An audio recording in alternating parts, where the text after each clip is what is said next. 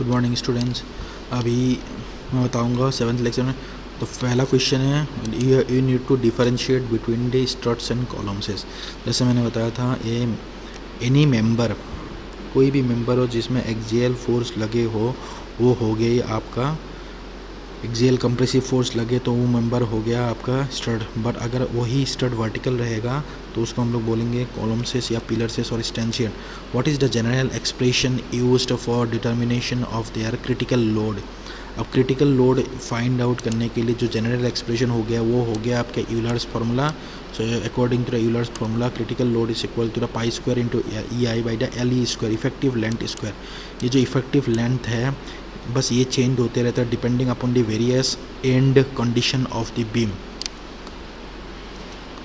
उसके बाद नेक्स्ट जो क्वेश्चन है उसमें दिया हुआ है two long columns are made of identical length. दो कॉलम हैं, उसके लेंथ क्या है, दोनों के सेम है।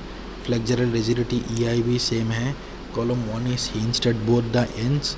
कॉलम 1 में क्या है, हिंज लगा कर रखा है दोनों ही एंड्स पे, तो इफेक्टिव लेंथ एल हो जाएगी। वेरस पर column 2 1 end is fixed end other end is free. तो कॉलम दूसरे का कि 1 एंड फिक्स्ड है अदर एंड फ्री, तो इफेक्टिव लेंथ हो जाएगी हम लोग की 2L। So you need to write the expression for Euler's buckling load. So expression for Euler's buckling load for column 1. So for the column 1 the Euler's buckling load is equal to the pi square into the EI by L square, और दूसरा हो जाएगी pi square into the EI by 2L square, तो 4L square हो जाएगी और L square ये हो गया whenever both the ends are hinged, ये हो गया जब whenever both the one end is fixed and other end is free। अब what is the ratio, अब दोनों का अगर रेशियो मुझे फाइंड आउट करना है तो हो जाएगी P1/T2 is equal to the ratio of 4:1 हो जाएगी, तो 4 हो जाएगी डिपेंडिंग। बाकी सब सेम है, सिर्फ इनमें एंड कंडीशन अलग है, तो एंड कंडीशन के हिसाब से हम लोगों को लिखना है।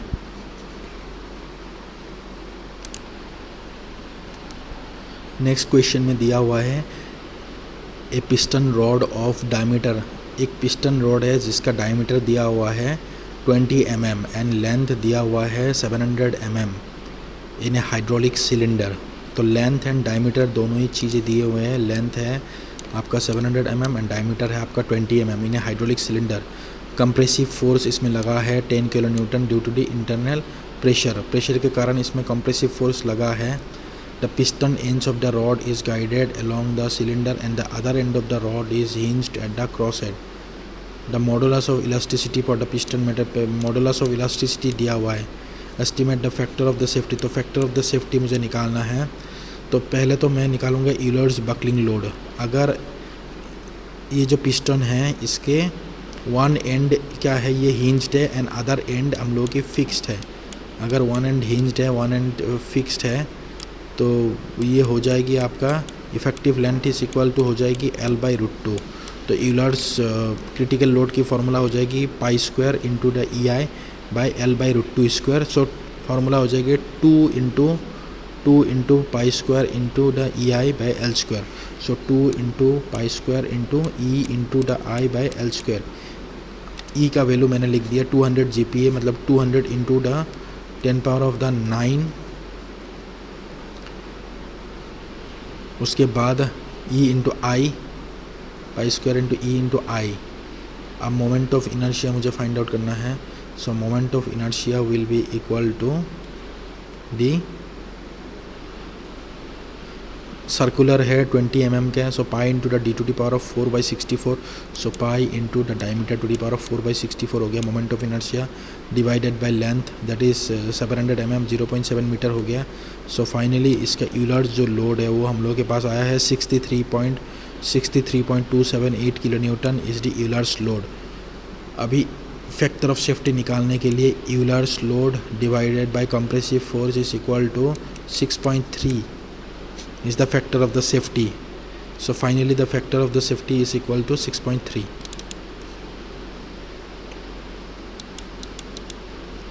Next, state the limitations of Euler's formula for calculating critical load on columns.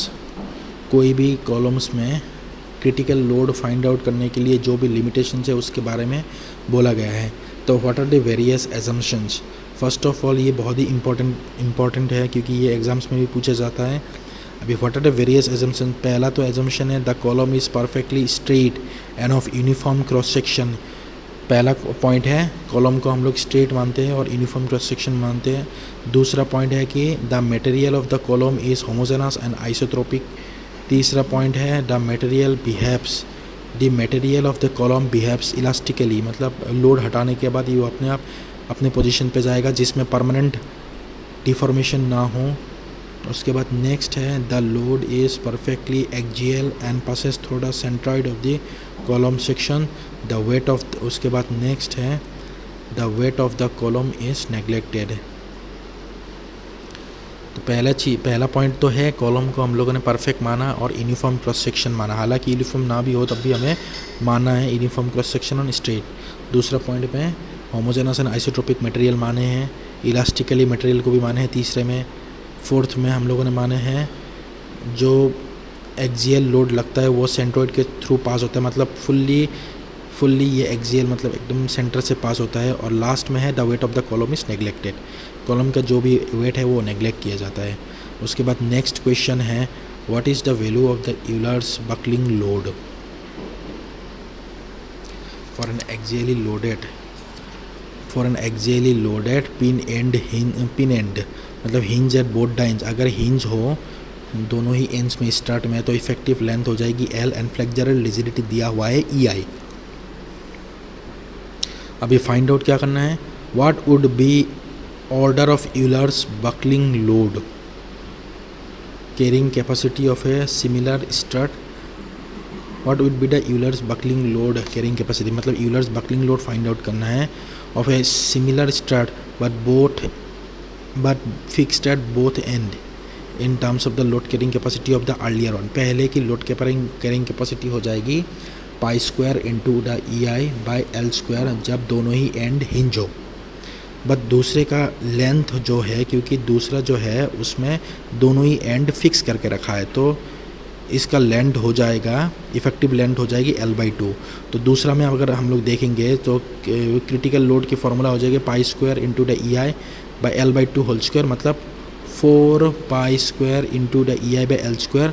तो अगर देखा जाए when both the ends fixed होगा तो ये 4 गुना होगा इन कंपैरिजन टू डी पहला वाला, क्योंकि यहाँ पे हम लोग देख पा रहे हैं यहाँ पे है 4 की वैल्यू और यहाँ पे है single value. So 4 into this will become this value.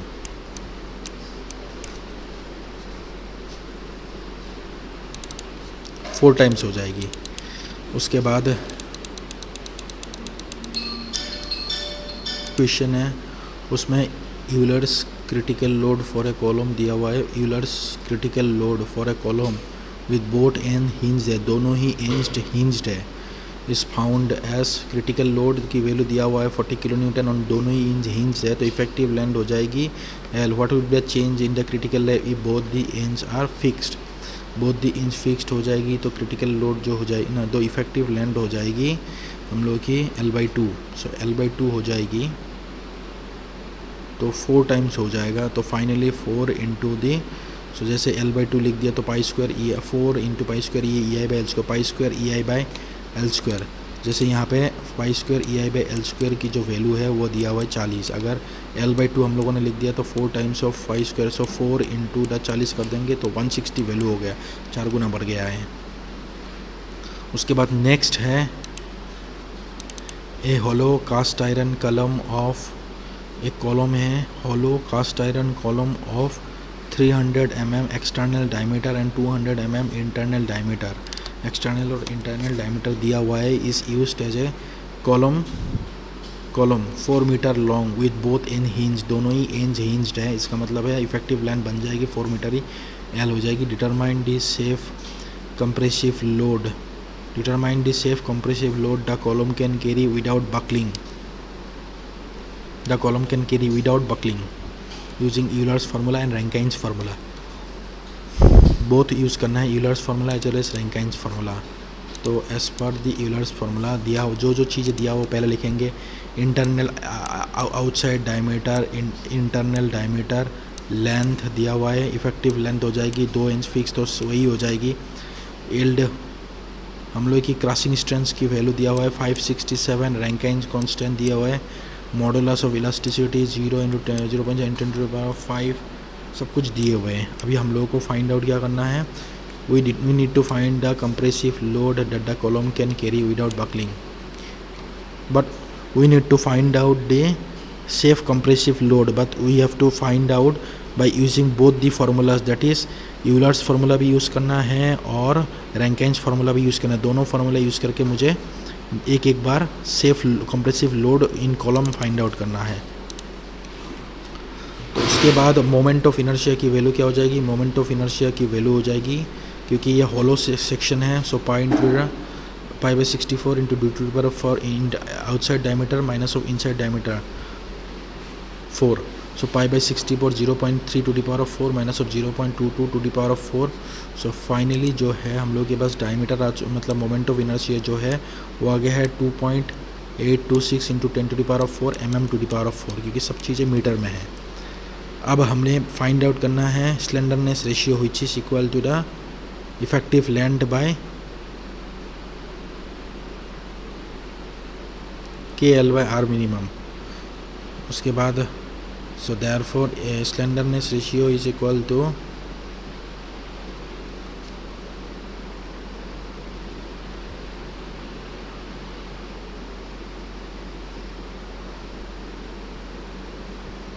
Slenderness ratio is equal to I minimum, but ये स्लेंडरनेस रेशियो नहीं है, ये हो गया आपका मिनिमम रेडियस ऑफ गिरना।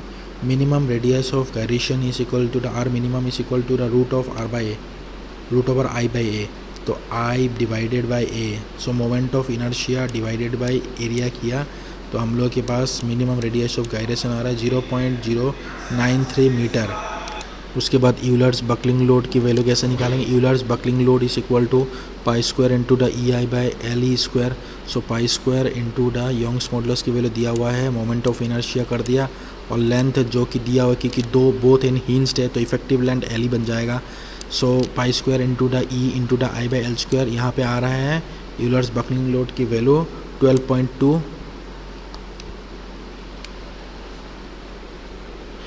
फिर उसके बाद सेफ लोड यहाँ पे फैक्टर ऑफ सेफ्टी दिया हुआ है तो safe load will be Euler's load by factor of safety, so 12.2 divided by 4 is equal to 3.05 safe load आ रहा है मेगा न्यूटन। उसके बाद रैंकाइंस फार्मूला भी यूज़ करेंगे, दोनों ही फार्मूला यूज़ करेंगे, यूलर्स फार्मूला भी यूज़ कीजिए, आप रैंकाइंस फार्मूला यूज़ करेंगे। रैंकाइंस फार्मूला के बाद Rankine's formula is equal to the stress by area, so sigma c into the area, stress into the area sigma c into A divided by 1 plus Rankines constant into the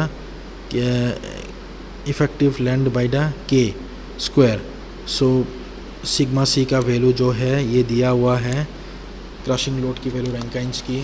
उसके बाद area जो है ये मैंने यहाँ पे find out किए थे, एरिया मैंने सब्सटीट्यूट कर दिया divided by 1 plus Rankine constant की वैल्यू भी दिया हुआ है क्वेश्चन में 1/1600 into the LE by the K, जिसका वैल्यू मतलब इफ़ेक्टिव लेंथ पता है और रेडियस ऑफ गायरेशन की वैल्यू भी पता है, सो रेडियस ऑफ गायरेशन हम लोगों ने यहाँ पे निकाले थे। तो फाइनली जो रैंकाइंस लोड है as per Rankine's formula 8.59 divided by factor of safety कर देंगे तो 2.14 वैल्यू है। तो दोनों से वैल्यू क्या क्या आ रहा है, एक से आ रहा है 3.05 मेगापास्कल और दूसरे से आ रहा है 2.148 मेगापास्कल।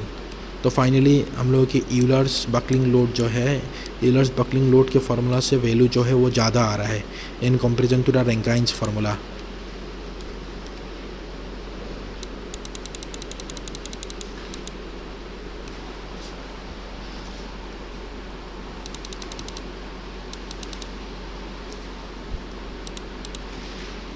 Okay, thank you.